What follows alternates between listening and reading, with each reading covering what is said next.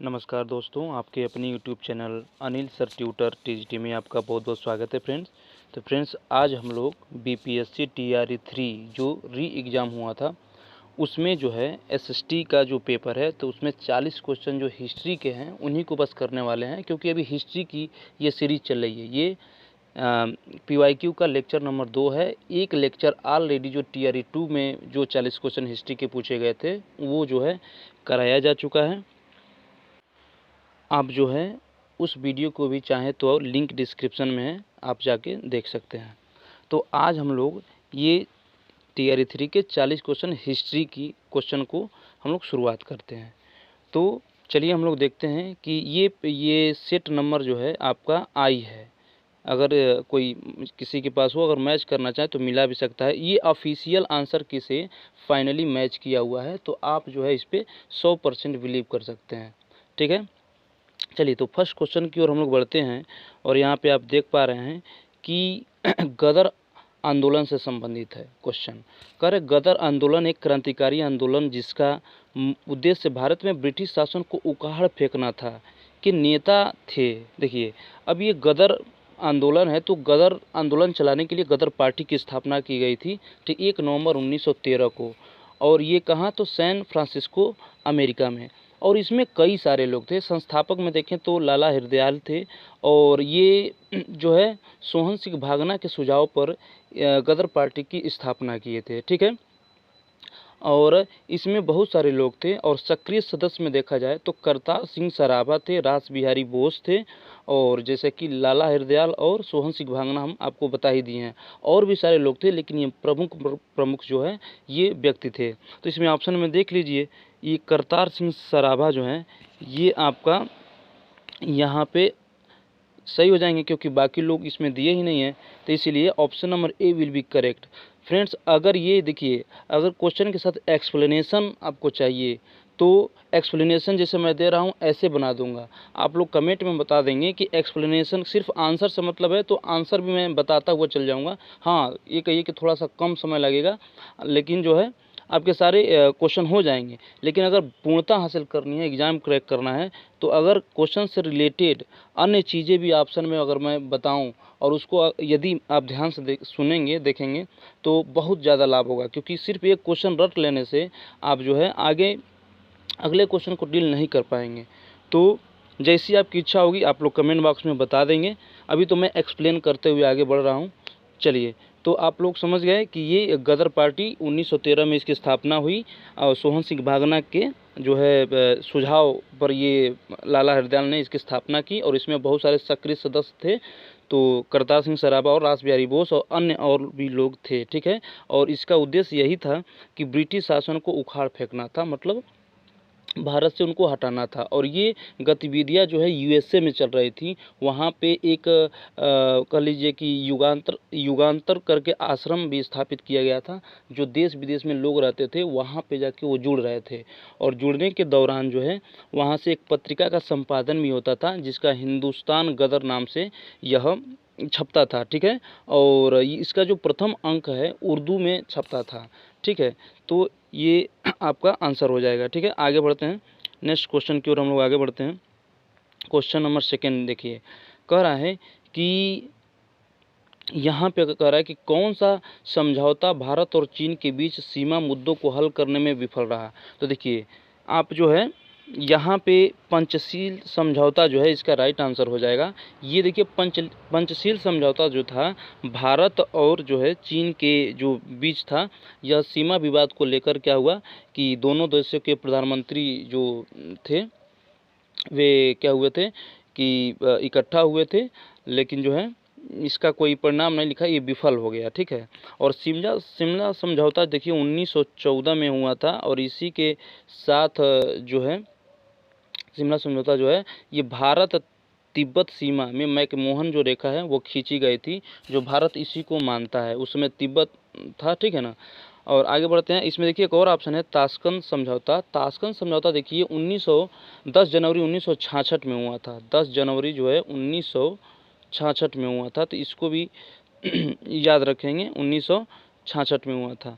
तो थर्ड हम लोग देखते हैं कि क्या है। देखिए ये जो है आपका प्राचीन इतिहास से है। ये जो प्राचीन इतिहास से पूछा गया है कि जो है गुप्त और वाकाटक युग में तार्किक तर्क और बहस, देखिए तर्क और बहस की पर ध्यान केंद्रित करते हुए भारतीय दर्शन को किस महत्वपूर्ण स्कूल का विकास हुआ था। तो देखिए तर्क वगैरह की बात अगर करेगा तो इसमें आपका जो है, इसमें आपका न्याय हो जाएगा। क्या हो जाएगा? इसमें आपका न्याय हो जाएगा। तो इसका राइट ऑप्शन जो है option number C will be correct हो जाएगा। चलिए नेक्स्ट क्वेश्चन की ओर बढ़ते हैं। हमारा थर्ड क्वेश्चन हो गया। आगे जो है देखिए पेपर जो है हिस्ट्री का पेपर जो है काफ़ी मतलब कह सकते हैं कि एक तरह से आसान भी नहीं है एक तरह से, ठीक है। यह जो है टफ माना जाएगा क्योंकि हिस्ट्री में कुछ ऐसे क्वेश्चन हैं जिसका कुछ अता पता नहीं, लेकिन मैं एक्सप्लेन करूंगा, आप लोग ध्यान से देखेंगे तो बहुत सारे क्वेश्चन भी डील हो जाएंगे। हाँ देखिए अगर बहुत स्लो लग रहा हो तो आप स्पीड मेंटेन कर सकते हैं, स्पीड पे थोड़ा बढ़ा भी सकते हैं, लेकिन हम तो कहेंगे कि एकदम जो है अच्छे से जो है जिस वेग से चल रहा है उस वेग पे सुनेंगे तो एक बार पढ़ेंगे उसके बाद अगर पढ़ लेते हैं तो बार बार जो है उसको स्पीड में आप देख लीजिएगा। देखिए अगला ये आसान क्वेश्चन है, कह रहा है कि सविनय अवज्ञा आंदोलन के दौरान महात्मा गांधी के नेतृत्व में प्रसिद्ध दांडी मार्च की लगभग दूरी कितनी थी। तो देखिए ये जो है 241, देखिए लगभग यहाँ पे कह दिया तो 241, 240 भी ये सही है, ठीक ना। तो लगभग बोला है तो 241 आपका ये राइट आंसर हो जाएगा। और सविनय अवज्ञा 1930 में स्टार्ट हुआ था और दांडी मार्च से ही नमक सत्याग्रह जो है इसमें इसका नाम दिया गया था। तो यहाँ पे राइट आंसर आपका 241 मील हो जाएगा। नेक्स्ट क्वेश्चन कह रहा है, देखिए ये क्वेश्चन जो है आपको अगर देखा जाए तो काफ़ी जो है हट के है। तो इसमें अगर देखा जाए तो देखिए ये असीरिया राजा, असीरियन का लीजिए, असीरियन राजा ने अपनी राजधानी निनवे में एक पुस्तकालय एकत्रित किया था। तो ये असीरियन क्या है यहाँ पे देखिए, ये मेसोपोटामिया, जैसे सिंधु घाटी सभ्यता आप पढ़े होंगे तो उसी तरह मेसोपोटामिया पढ़े होंगे, तो उसके अंतर्गत जो इराक वाला जो जगह है उसी में असीरिया के एक राजा हुआ करता था, ठीक है ना। उसका नाम था अशुरबनीपाल, ठीक है, जिसका शासनकाल यहाँ पे देख पा रहे होंगे कि ये जो है ईसा पूर्व कह रहा है 668 627, यानी कि 7वीं शताब्दी ईसा पूर्व की बात कर रहा है। तो कह रहा है कि इसमें ये असीरिया का ये राजा था, अपनी राजधानी निनवे, इसकी राजधानी कहाँ थी तो निनवे थी, ठीक है। तो यह वहाँ पे यह इसने एक लाइब्रेरी की स्थापना किया था, ठीक है, एक पुस्तकालय स्थापित करवाया था जो पहली संगठित लाइब्रेरी थी, ठीक है। और यह जो असीरियन का अंतिम जो है अंतिम पराक्रमी और योग्य और बलशाली शासक था, ठीक है। तो ये आप समझ सकते हैं इराक क्षेत्र से रिलेटेड है, मेसोपोटामिया सभ्यता से ये रिलेटेड है क्वेश्चन, ठीक है। तो ये काफ़ी टफ क्वेश्चन था लेकिन फिर भी जो है मैंने आपको एक्सप्लेन किया, ठीक है। चलिए आगे बढ़ते हैं। अब देखिए ये भी देखिए आपको देखा जाए तो वियतनाम आप एक देश सुने होंगे, ठीक है, तो वहाँ से रिलेटेड है।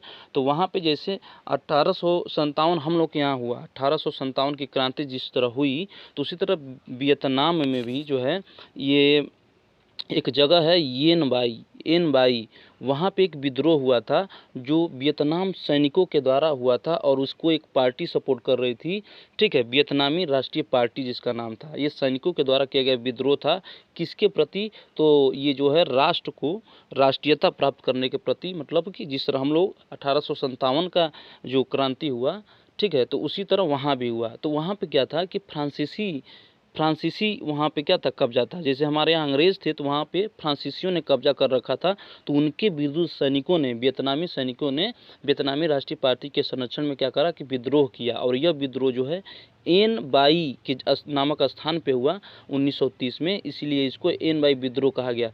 तो क्या हुआ इसमें था कि औपनिवेशिक, देखिए फ्रांसीसी, इसमें इसका क्या महत्व था, तो इसका आंसर होगा ऑप्शन नंबर बी, क्योंकि इसने फ्रांसीसी औपनिवेशिक शासन के खिलाफ सशस्त्र प्रतिरोध की शुरुआत को चिन्हित किया था और फ्रांसीसियों को उखाड़ फेंकना इसका उद्देश्य था। तो option number B will be आपका इसका करेक्ट हो जाएगा, ठीक है। चलिए अब आगे जो है हम लोग देखते हैं क्वेश्चन नंबर 6 हो गया, 7 देखते हैं, ठीक है। 7 की तरफ ये इंग्लिश वाला है, हिंदी की तरफ हम लोग चलते हैं। देखिए अब आ गया 7वां क्वेश्चन नंबर 7 में आ जाइए। तो कह रहा है कि Tata iron and steel company, जिसको शॉर्ट में हम लोग टिस्को बोलते हैं, यदि बैकग्राउंड में कुछ आवाज़ें आ रही हो तो थोड़ा उसको इग्नोर करेंगे, ठीक है। चलिए तो कह रहा है आगे कि Tata iron and steel company, जिसको शॉर्ट में टिस्को कहते हैं, की स्थापना किस वर्ष हुई? तो देखिए 1907 में हुई। तो कहाँ हुई, मैं आपको बताता हूँ। देखिए 1907 में इसकी स्थापना हुई और ये एशिया की पहली स्टील कंपनी थी। जमशेदपुर में, झारखंड सुने होंगे, जमशेदपुर में इसकी स्थापना होती है। और किसके द्वारा? तो जमशेद जी टाटा के द्वारा होता है। किसके द्वारा? जमशेद जी टाटा के द्वारा, ठीक है। और जो है यह 1907 में इसकी स्थापना होती है और 1910 में जो है यह बन के तैयार होती है और उत्पादन जो है 1911 में स्टार्ट होता है। उत्पादन कहेगा तो 1900 क्या हो जाएगा, 11 में, ठीक है। और इन्हीं के जो लड़के हैं, आप सुने होंगे, रतन जो टाटा हैं, टाटा कंपनी आप सुने होंगे, तो सब इन्हीं से रिलेटेड है। अब आगे अगला क्वेश्चन कह रहा है, देखिए, तो ऑप्शन नंबर इसमें ए विल भी करेक्ट हो जाएगा। 8वां क्वेश्चन कह रहा है कि प्रथम विश्व युद्ध ने भारत के व्यापार संतुलन को कैसे प्रभावित किया? ठीक है ना, प्रथम विश्व युद्ध ने, तो प्रथम विश्व युद्ध में जो, अब देखिए यहाँ समझने लायक सारे के क्वेश्चन जो हैं, सारे क्वेश्चन जो हैं समझने लायक है यहाँ पे, कि प्रथम विश्व यानी कि 1914 के बाद कह रहा है कि 1914 वाला उस समय भारत के व्यापार संतुलन को कैसे प्रभावित किया। इसका भारत के व्यापार संतुलन पर कोई महत्वपूर्ण प्रभाव नहीं पड़ा, नहीं, बिल्कुल पड़ा। जो व्यापार हम लोग आयात निर्यात कर रहे थे उस पर पड़ा। निर्यात में कमी के कारण व्यापार में क्या हुआ, घाटा हुआ। तो निर्यात में कमी का व्यापार में घाटा की बात, तो जी, तो इसका राइट आंसर बी होगा। अब मैं आपको समझाता हूँ कि ये कैसे हुआ। देखिए, जब ये प्रथम विश्व युद्ध चल रहा था तो हुआ क्या कि हम लोग, निर्यात मतलब बेचना होता है, आयात मतलब खरीदना होता है। तो हम अपने सामान जो है बाहर किसी देश में भेज नहीं पा रहे थे। जब भेज नहीं पा रहे थे तो हमारा जो सामान जो था, कच्चा सामान चाहे जो भी है, सूती, कपड़ा, मसाला, तो वो हमारे यहाँ ही रह जाता था। तो उस समय के दौरान, क्योंकि युद्ध में सारे देश व्यस्त थे, तो उस दौरान जो है हमको व्यापार में क्या हुआ, घाटा हुआ। बाकी ये तो गलत है, पढ़ के आप देख लेंगे, ठीक।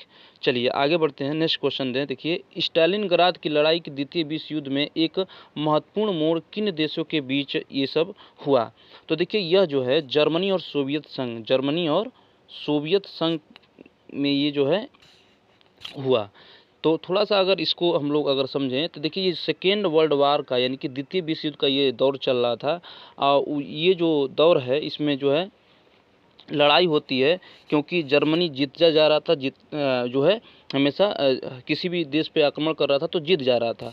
लेकिन इससे एक भारी गलती हो जाती है कि सोवियत संघ पे क्या करता है, उसके जो तेल जो संसाधन वाले क्षेत्र उस पर वो क्या करता है, आक्रमण कर देता है। तो आक्रमण जब करता है तो वो जो जगह होता है स्टालिनग्राद होता है, ठीक है, वहीं पर ये युद्ध होता है। और 17 जुलाई 1942 से 2 फरवरी 1943 तक यह युद्ध चलता है, जिसमें कह सकते हैं कि जर्मनी की बुरी तरीके से हार होती है। और जो है इसमें बहुत सारे लोग मारे जाते हैं। और ये इसमें रूस यानी कि उस समय यूएसएसआर बोला जाता है, सोवियत संघ जो है, क्योंकि रूस अभी टूटा हुआ नहीं था उस समय।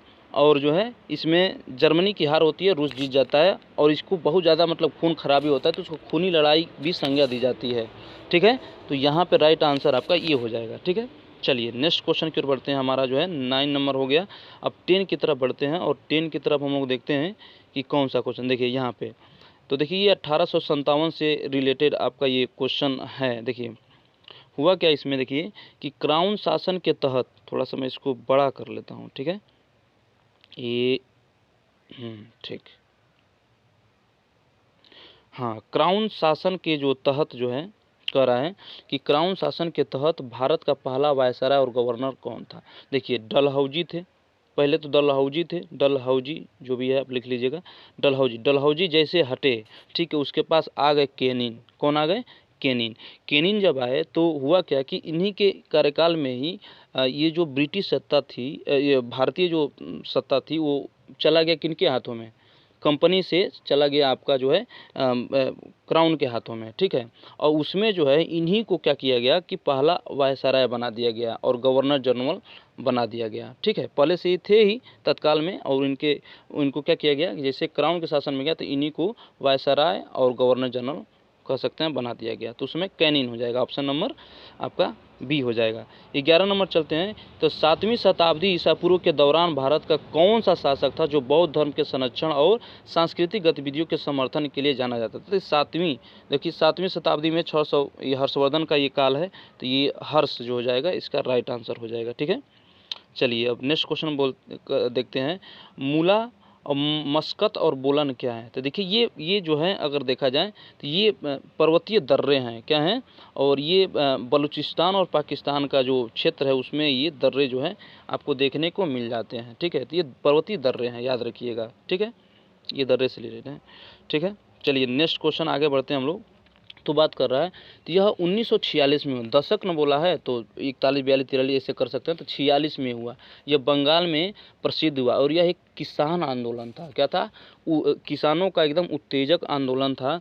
और यह जो है इसमें लगान की दर को जो है 1/3 करने के लिए जो है वो इसमें यह मांग किसानों द्वारा की जा रही थी, क्योंकि किसानों ने फ्लाइड कमीशन, कौन कमीशन? फ्लाइड कमीशन के अनुरूप लगान की दर 1/3 करने की मांग की थी। तो देख लीजिए 1/3 कहाँ है, तो 1/3 यहाँ पे है, तो ये आप फसल का 1/3, तो ये राइट आंसर हो जाएगा। और ये कहाँ हुआ था? तो ये जो है आपका बंगाल में, इसमें लिखा भी है। चलिए आगे बढ़ते हैं। हिटलर की आत्मकथा जिसने जर्मनी, तो हिटलर की आत्मकथा क्या है? मीन कैंप है, जो जेल में रहकर लिखा था। ठीक है, हिटलर की आत्मकथा। आगे बढ़ते हैं। ज़्यादा एक्सप्लेन करने के चक्कर में टाइम ज़्यादा हो जा रहा है, लेकिन ये समझने लायक क्वेश्चन हैं। देखिए 50 नंबर क्वेश्चन देखा जाए तो ये आपका हड़प्पा स्थल में जूते हुए खेत, ये कालीबंगन हो जाएगा, कई बार पूछा है। ठीक है, कोई दिक्कत नहीं। चलिए आगे बढ़ते हैं हम लोग। क्वेश्चन नंबर हम लोग आते हैं 16 पे। देखिए 16 वाले क्वेश्चन में अगर देखा जाए तो देखिए 16 वाला, मैंने इस क्वेश्चन को बहुत ढूंढा इसका आंसर, लेकिन नहीं मिला। तो ये आपका जो है यह पंजाब में 1816 के फुल्का विद्रोह का नेतृत्व किसने किया? तो फुल्का नहीं है, यहाँ पे कूका होना चाहिए। कूका विद्रोह अगर पूछता तो आपका होता कुछ, लेकिन देखिए बीपीएससी ने इसका ऑप्शन नंबर जो है ऑप्शन नंबर ई ही माना है। लेकिन अगर कूका आंदोलन कहेगा तो ध्यान दीजिएगा ये पंजाब में हुआ था, और ये उसके जो नेतृत्व करता थे बालक सिंह थे। कौन थे? बालक सिंह या गुरु राम सिंह थे, दो लोग थे, बालक सिंह फिर गुरु राम सिंह। तो अगर कहे, लेकिन फिर भी इसका आंसर ई ही होगा। ठीक है, कूका अगर पूछता, क्योंकि फुल्का को मैंने बहुत सर्च किया तो कूका ही आ रहा था पंजाब में। चलिए नेक्स्ट आगे। वर्नाकुलर प्रेस एक्ट ने भारतीय भाषाई समाचार पत्रों की शुद्धता पर गंभीर प्रतिबंध लगा दिए। यह किस वर्ष पारित किया गया था? तो ये अच्छा आसान क्वेश्चन है, 1878 में। इसमें भारतीयों को अस्त्र शस्त्र रखने के अधिकार छीन लिए गए थे, और समाचार पत्रों पे भारतीय में छपना उपना जो है इस पर थोड़ा सा वो प्रतिबंध लगा दिया गया था। चलिए नेक्स्ट क्वेश्चन देखते हैं। मंगोल साम्राज्यों के संदर्भ में यम क्या था? तो यह एक डाक प्रणाली थी, कुरियर प्रणाली थी। ठीक है ना, यह एक डाक प्रणाली, संदेशक वाहक प्रणाली भी कर सकते हैं। चलिए नेक्स्ट क्वेश्चन कर रहा है, राष्ट्र संघ की स्थापना किस संधि के परिणाम स्वरूप हुई? देखिए अब राष्ट्र संघ की यहाँ पे समझने लायक क्वेश्चन है, तीनों ऑप्शन अच्छे हैं। तो राष्ट्र संघ की स्थापना देखिए ये होता है आपका 10 जून 1920। ये पहले तो ये याद रखिए, 10 जून 1920 की स्थापना होती है। और क्या होता है, ये क्यों होता है, पहले तो ये समझिए। तो यह इसीलिए जो है होता है कि जो प्रथम विश्व युद्ध हुआ था तो उसमें बहुत तबाही हुई थी, तो उसको कंट्रोल करने के लिए वुडरो विल्सन जो अमेरिका के राष्ट्रपति तत्कालीन उस समय थे, तो उन्होंने इसकी स्थापना करी थी। ठीक है, अब कह रहा है कि इसका आंसर कह रहा है कि राष्ट्रसंघ की स्थापना किस संधि के परिणाम हुई? तो ये 1920 में हो रहा है। अब वर्साय की जो संधि होती है 28 जून 1919 को होती है, जर्मनी के और मित्र राष्ट्रों के बीच, क्योंकि जर्मनी हार चुका था। ठीक है ना, प्रथम विश्व युद्ध में। तो वर्साय की संधि होती है, तो वर्साय की संधि कब होती है? तो ये याद रखिए, पूछा जाता है 28 जून 1919 को होती है। और इसी के बाद जो है राष्ट्रसंघ की स्थापना होती है कि कोई भी देश जो है आक्रमण किसी पे नहीं करेगा। ठीक है, अब देखिए वर्साय की संधि में क्या था, आपको यहाँ जानकारी दे देते हैं, क्योंकि वर्साय की संधि आगे भी अभी आएगा। तो वर्साय की संधि में 3 देश मुख्य भूमिका निभा रहे थे, फ्रांस, ब्रिटेन और यूएसए। फ्रांस में जॉर्ज क्लीमेंसी नेतृत्व कर रहे थे, और ब्रिटेन से लॉर्ड जॉर्ज नेतृत्व कर रहे थे, और यूएसए से वुडरो विल्सन थे। 27 कुल देशों ने क्या किया था कि वर्साय की संधि में पार्टिसिपेट किया था, लेकिन 3 ही देश जो है फ्रांस, ब्रिटेन और यूएसए मुख्य भूमिका निभा रहे थे।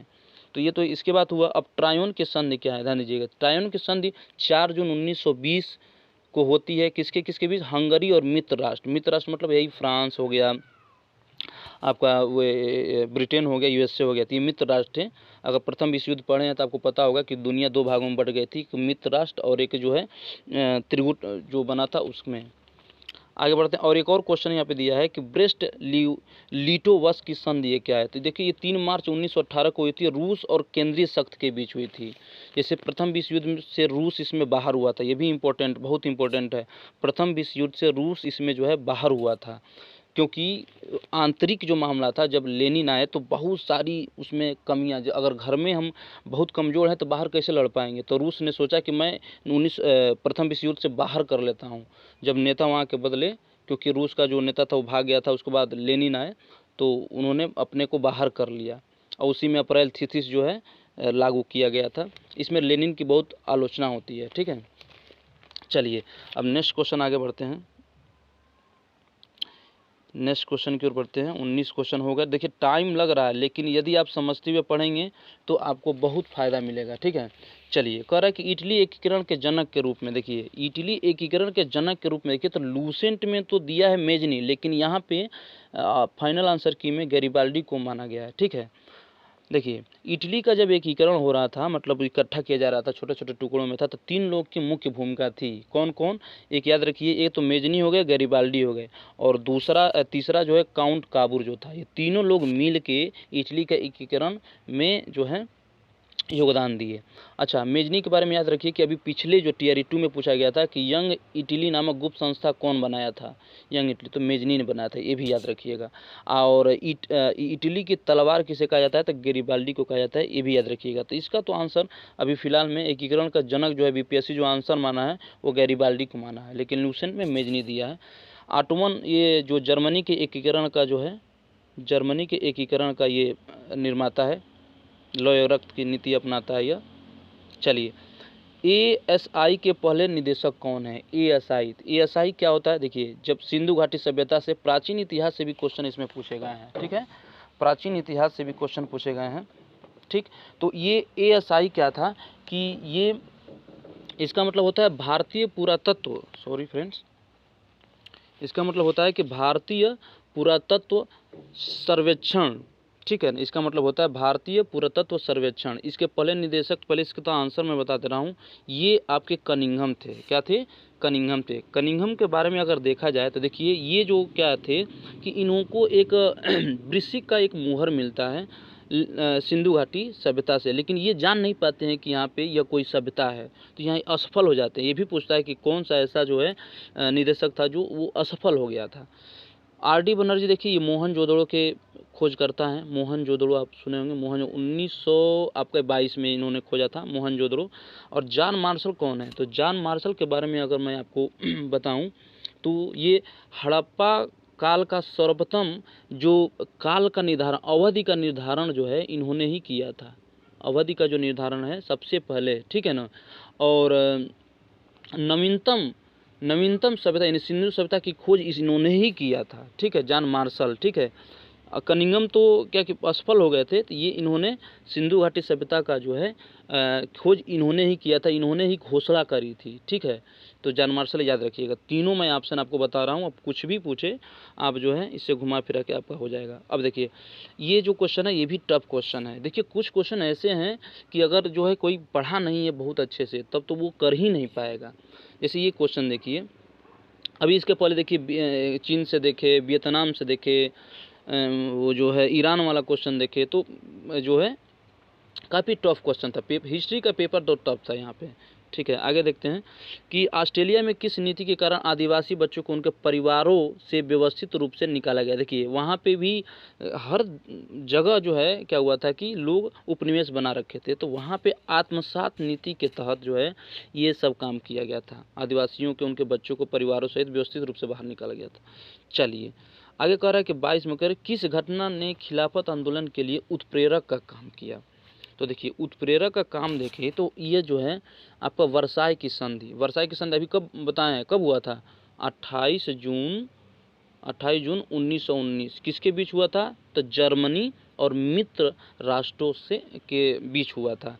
तो ये हुआ क्या था कि जो ऑटोमन साम्राज्य था वहाँ का, ठीक है ना, उधर साइड में तो ऑटोमन साम्राज्य और खिलाफत आंदोलन अपने यहाँ चल रहा था। अपने यहाँ खिलाफत आंदोलन चल रहा था, तो तुर्की उर्की उसी में अंतर्गत आता था, तो तुर्की को सीमित कर दिया गया, उसके क्षेत्रों को कम कर दिया गया। तो किसके तहत किया गया था, ये इसी के तहत कम किया गया था, ठीक है ना। तो और इसमें ऑटोमन साम्राज्य हार गया था, तो ये यहाँ पे खिलाफत आंदोलन खलीफा को बचाने के लिए चल रहा था, तो ये सारी प्रक्रिया जो है उसमें थोड़ा सीमित कर दिया गया। तो इसीलिए यह तीव्र उत्प्रेरक का मतलब तीव्र रूप ले लेना, ठीक है।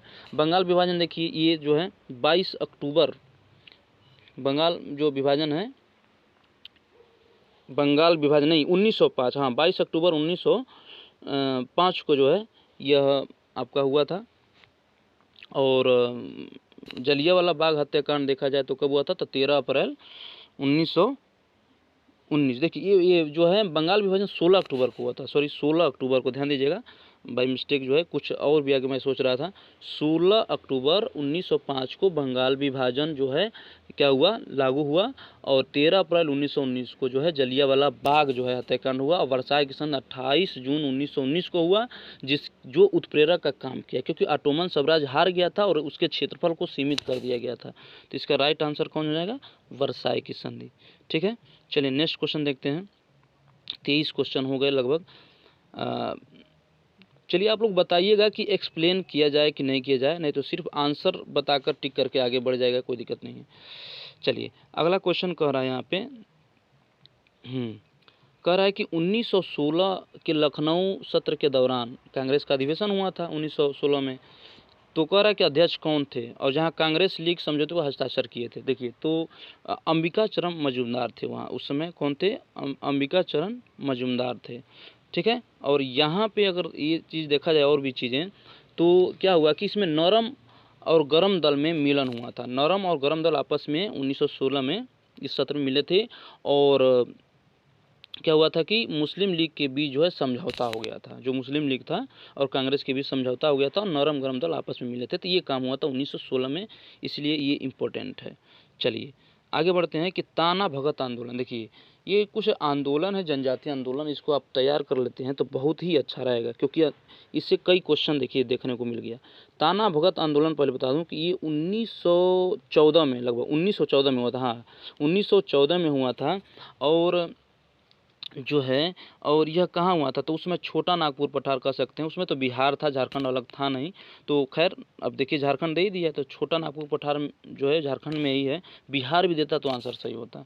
तो ये वहाँ पे हुआ था, कौन सा आंदोलन, ताना भगत आंदोलन। ये TGT में ये क्वेश्चन भी पूछा गया था, ठीक है। चलिए नेक्स्ट क्वेश्चन की ओर बढ़ते हैं।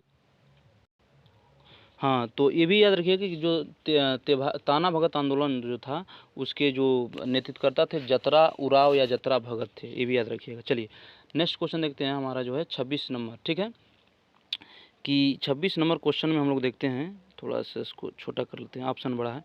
कह रहा है कि 1901 में दादा भाई नौरोजी की पुस्तक poverty and un British rule in India के प्रकाशन में सहायक भूमिका निभाई थी। तो देखिए ये जो un British rule India, poverty and un British rule India, जो दादा भाई नौरोजी का जो पुस्तक है, तो इसमें जो है क्या हुआ था कि जो ब्रिटिश उपनिवेशवाद द्वारा भारत के आर्थिक शोषण पर प्रकाश डाला गया था, क्योंकि बहुत सारे जो है अपने यहाँ के जो खजाने थे, पैसे थे, वह दूसरे देश में जा रहे थे, तो इससे हमारा देश गरीब हो रहा था, तो आर्थिक शोषण हो रहा था। तो यहाँ से आप इसको कर सकते हैं।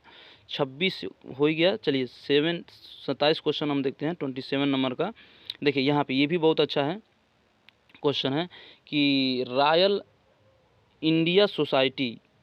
इंडियन नेवी, यानी कि रॉयल इंडियन नेवी, हमारी भारतीय नेवी जो थी, एक विद्रोह हुआ था जिसे रॉयल इंडियन नेवी के विद्रोह से नाम जानते हैं। और ये बॉम्बे विद्रोह कह रहा है कि बॉम्बे विद्रोह के नाम से भी इसे जाना जाता है। याद रखिएगा दो चीज़ें है कि रॉयल इंडियन नेवी विद्रोह को किसे जाता है, बॉम्बे विद्रोह के नाम से। कब हुआ, तो 1946 में हुआ था। 47 में देश आज़ाद हुआ, तो उसी समय जो है नेवी का एक विद्रोह हुआ था, याद रखिएगा। आगे कह रहा है 28 नंबर, देखिए ये भी अच्छा क्वेश्चन है। कह रहा है कि औपनिवेशिक काल, औपनिवेशिक के बारे में हम आप बताएं हैं, TRE 2 वाले पेपर में भी ये बहुत सारे क्वेश्चन, देखिए इसी से इर्द गिर्द रह रहा है, ऐसा नहीं है। थोड़ा सा क्वेश्चन ये इस साल वाला हार्ड है हल्का सा, लेकिन इसी के इर्द गिर्द रह रहा है, ठीक है। कह रहा है औपनिवेशिक काल के दौरान रेलवे का भारतीय उद्योगों पर क्या प्रभाव पड़ा। देखिए रेलवे, दूर दराज के क्षेत्रों में उद्यमिता को प्रोत्साहित किया गया, नहीं। दूर दराज के क्षेत्रों में उद्यमिता मतलब कारखाने वगैरह की, कारखाने कहाँ से लगेंगे? वो अपने सुविधा के लिए अंग्रेज लाए थे सामान वगैरह इधर से उधर सुविधा से ले जाने के लिए। आयात को बढ़ावा देकर औद्योगिक विकास में बाधा डाली, तो ये तो लग रहा है, अभी इसको हम समझाते हैं।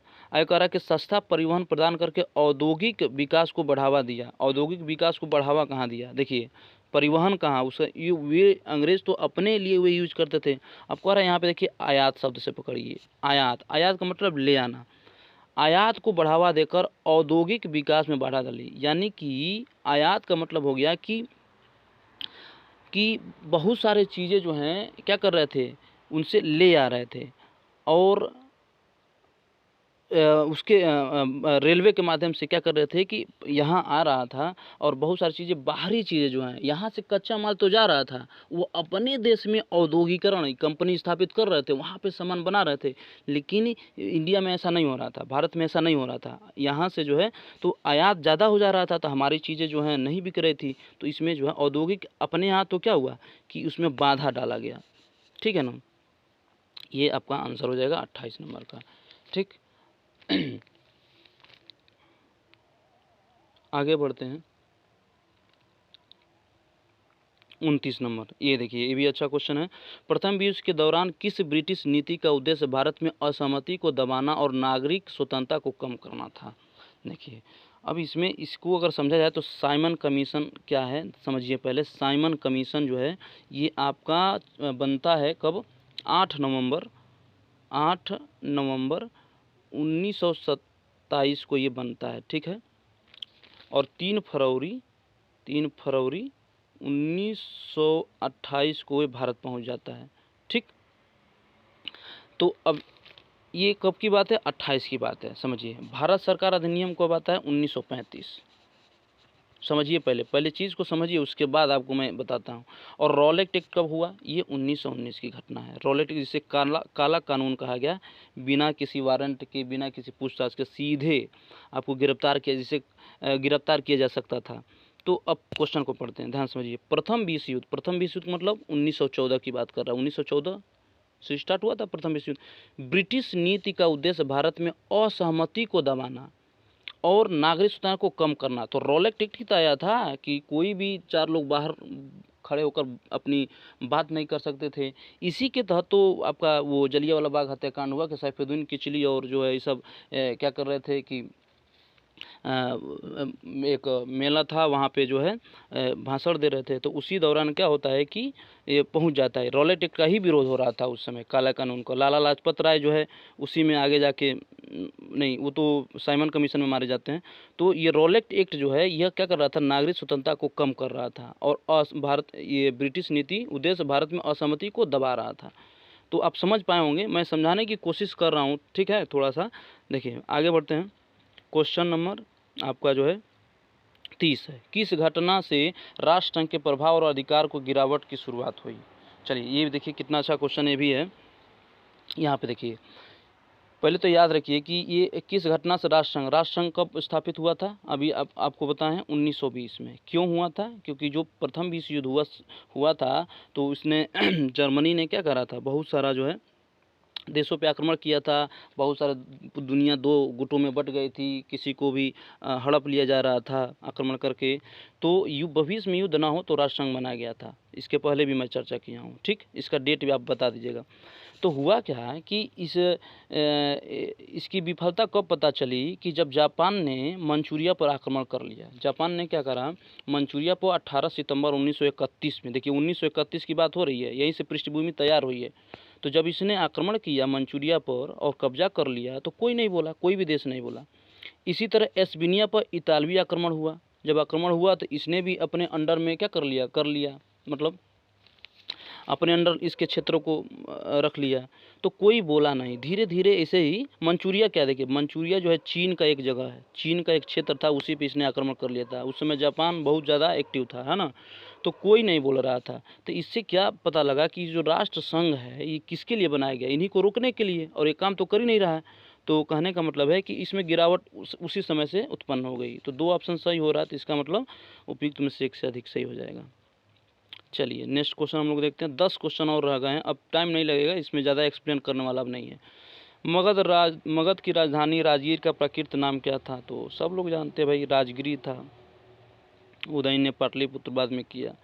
अब यहाँ पे देखिए, ये बहुत अच्छा क्वेश्चन है यहाँ पे। 1878 में द हिंदू अखबार की स्थापना किसने की, जो भारतीय राष्ट्रीय आंदोलन के दौरान जनमत को आकार देने में प्रभावशाली रहा? देखिए, ये जो द हिंदू अखबार था, ये राष्ट्रीय आंदोलन में बहुत काम किया। और इसमें देखिए ना कि 6 राष्ट्रवादियों व्यक्तियों द्वारा जो अपने देश को आज़ाद कराने में एकदम तत्पर थे, तो 6 लोग थे उसमें। मेन मैं नाम बता दे रहा हूँ कौन कौन। एक तो देखिए आपके सुब्रमण्यम अय्यर थे, जो यही मेन लीडरशिप कर रहे थे, और बी राघवाचार्य भी थे, ठीक है ना। और केशव थे और सुब्बा थे। तो 2 लोग तो मिल ही गए हैं, तो इसीलिए ऑप्शन नंबर डी विल भी करेक्ट हो जाएगा। इसको याद रखिएगा कि यह 6 राष्ट्रवादियों द्वारा यह प्रकाशित किया जाता था, यानी 6 लोग इसको मिल के करते थे, जिसमें से 2 नाम बहुत महत्वपूर्ण है। पहले तो ये याद रखिएगा, पहले पे, दूसरा पे ये, बाकी और भी लोग थे। आगे कह रहा है कि अगला क्वेश्चन हम लोग देखते हैं 33। 1776 में अमेरिका की क्रांति से यह है, अमेरिका स्वतंत्रता संग्राम, कक्षा 9 चैप्टर 2 SCRT। 1976 में थॉमस पेन या टॉमस पेन, दोनों कह सकते हैं, कि किस प्रभावशाली पैम्पलेट ने प्रकाशन ने अमेरिकी उपनिवासियों के बीच स्वतंत्रता के लिए समर्थन जुटाने में मदद की? तो देखिए, ये जो है आपका जो है सामान्य ज्ञान। इसको देखिए, किताबों में सामान्य ज्ञान तो नहीं मिलेगा, इंग्लिश में लिखा हुआ मिलेगा कॉमन सेंस याद रखिएगा। हिंदी में इसे लिखा रहेगा कॉमन सेंस। जो थोड़ा सा दिमाग नहीं लगाया होगा वो क्वेश्चन को गलती जरूर किया होगा, ठीक है, अगर पेपर दिया होगा। कॉमन सेंस देखिए, कॉमन को ट्रांसलेट करेंगे सामान्य होगा, और सेंस माने समझ यानी ज्ञान। तो इसका राइट आंसर ये हो जाएगा। ये जो है एक पैम्पलेट थॉमस पेन द्वारा प्रकाशित किया गया, जो अमेरिकी जो स्वतंत्रता संग्राम है, इसमें बहुत बल मिला, इसको पढ़ के लोग जागरूक हो रहे थे। तो याद रखिएगा, सामान्य ज्ञान इसका सही हो जाएगा। नेक्स्ट क्वेश्चन हम लोग आगे बढ़ते हैं, अब समाप्ति है। कह रहा है कि यूरोप में 1848 की क्रांतियां मुख्य निम्न मांगों से प्रेरित थी। तो देखिए, यूरोप में देखिए राजनीतिकरण और लोकतंत्र के सुधार हेतु ये सब काम किया जा रहा था। तो ऑप्शन नंबर सी विल भी करेक्ट हो जाएगा। आगे कह रहा है कि 1904 में रिवोल्यूशनरी सोसाइटी की स्थापना किसने की? तो ये विनय क्रांतिकारी ये संगठन था, ऐसे समझिए। तो ये बीडी सावरकर द्वारा की गई थी। आगे देखते हैं 1854 का वुड डिस्पैच किससे संबंधित था? तो देखिए, शिक्षा से संबंधित था, सामाजिक सुधार, आधुनिक शिक्षा, विश्वविद्यालयों की स्थापना से रिलेटेड था। वुड डिस्पैच 1854 में आया था, याद रखिएगा। अगर ऐसे बताना हो तो बहुत जल्दी ख़त्म हो जाएगा, लेकिन एक्सप्लेन अगर करके देखेंगे तो बहुत अच्छा रहेगा, क्योंकि बहुत सारे क्वेश्चन आपके आने वाले समय में डील हो जाएंगे इसी से। कह रहा है कि उत्तर वैदिक काल के दौरान रचित किस प्राचीन भारतीय ग्रंथ में दार्शनिक, भजन, ब्रह्मांड, विज्ञान और नैतिकता का चर्चाएं मिलती है? तो ये जो है उपनिषद देखिए, ये सब चर्चा जो है भजन, ब्रह्मांड, विज्ञान, नैतिकता, ये सारी चीज़ें उपनिषद में, ठीक है। नेक्स्ट आगे कह रहा है कि भारत में पहली सूती कपड़ा मिल किस वर्ष स्थापित हुई थी? देखिए, यहाँ पे बहुत अच्छा क्वेश्चन है, 2 बार ये पूछा गया है। देखिए, ये भी सही है और ये भी सही है, बताता हूँ क्यों सही है, समझिए। सबसे पहली बार सूती मिल कारखाना जो है 1818 में फोर्ट ग्लास्कर, जो कोलकाता, फोर्ट ग्लास्कर, याद रखिएगा, फोर्ट ग्लास्कर कहाँ है? कोलकाता में स्थापित किया गया, लेकिन चल ना सका। आधुनिक सूती मिल का अगर कारखाना कहेगा तो 1854। तो चूंकि आधुनिक यहाँ कहीं कहा नहीं है, इसीलिए जो है इसका आंसर जो है 1818 भी है, ठीक है। मैक्सिमम बच्चे ये मार के आए थे, बता रहे थे, तो ये भी सही है, लेकिन आधुनिक कहेगा तब, ठीक है ना। 1854 में। और ये कहाँ स्थापित हुआ था? मुंबई में। किसके द्वारा स्थापित किया गया था? तो याद रखिए, कावासाजी डाबर द्वारा, कावासाजी डाबर द्वारा आधुनिक सूती मिल की स्थापना 1854 में। लेकिन इसका आंसर अभी 1818 सही है, फोर्ट ग्लास्कर। अगला कह रहा है कि 1917 की क्रांति के दौरान बोल्शेविकों का नारा था, बताए थे बोल्शेविक। देखिए, तो उसमें नारा था शांति, भूमि और रोटी। शांति, भूमि और रोटी उसका मेन नारा था। ये देखिए, फ्रांस की क्रांति का देन है, स्वतंत्रता, समानता और बंधुत्व यानी भाईचारा। ये जो कोटेशन है ये कार्ल मार्क्स द्वारा दिया गया था मजदूरों के संदर्भ में, कि दुनिया के मजदूरों एक हो जाओ। और कार्ल मार्क्स जो है ने ही उन्हीं के उद्देश्य से आगे जाके जो है एक मजदूरों के बारे में उन्होंने बहुत अच्छा मतलब कि काम किया। ठीक है ना, उनको संगठन करने का प्रयास किया, क्योंकि फैक्ट्री मालिक जो थे वो अमीर होते जा रहे थे और मजदूर गरीब होता जा रहा था, तो चाहते थे कि सब समान हक मिले। इस उद्देश्य से उन्होंने नारा दिया था, कार्ल मार्क्स ने, दुनिया के मजदूर एक हो जाओ। लेकिन इसका तो आंसर जो है शांति, भूमि और रोटी थे, ये रूस की क्रांति से रिलेटेड है। और ये बताएं फ्रांस की क्रांति अगर पूछता तो ये हो जाता। चलिए नेक्स्ट क्वेश्चन जो है ये भी देखिए, कह रहा है कि 19वीं सदी के अंत में वर्तमान मेघालय देखिए, मेघालय का बोला जा रहा है, ठीक। हाँ, लास्ट क्वेश्चन है। मेघालय के गारो हिल्स में ब्रिटिश अधिकारियों के खिलाफ आदिवासी विद्रोह में कौन सा आदिवासी नेता जो है शामिल था? तो देखिए इनमें से इसका आंसर हो जाएगा कोई नहीं, बीपीएससी इसका आंसर जो है, क्योंकि ये देखिए ये मणिपुर के ये जो है महान एक शासक थे जो ब्रिटिशों के साथ लड़े थे। ये याद रखना है, वो पूछ सकता है कभी कि मणिपुर की जो क्रांति हुई थी, इन्होंने नायक का रूप काम किया था और ब्रिटिश से ये लड़े थे, ठीक है ना, बहुत ही बहादुरी के साथ लड़े थे। इनको मणिपुर का शेर भी कहा जाता है, याद रखिएगा। और ये जो है ये नागा महिला थी, नागालैंड में नागा महिला थी, तो वहाँ एक नेतृत्व की थी, तो ये वहाँ से हो जाएंगी। और ये भी शायद जो है नागालैंड से ही रिलेटेड है, तो तीनों नहीं होंगे, इसलिए option number E will be correct हो जाएगा, ठीक है। तो यहाँ पे हमारे जो है 40 के 40 क्वेश्चन कंप्लीट होते हैं विद एक्सप्लेनेशन। ऐसा यूट्यूब पे कोई भी नहीं एक्सप्लेन किया होगा, आप सर्च करके देख सकते हैं, ठीक है। तो जो है यहीं पे मैं जो है इस वीडियो को समाप्त करता हूँ, और अगली सीरीज़ के लिए आप लोग चैनल से जुड़ सकते हैं, ठीक है। तो आज के लिए बस इतना ही, मिलते हैं फिर नेक्स्ट वीडियो में। जय हिंद, जय भारत, नमस्कार।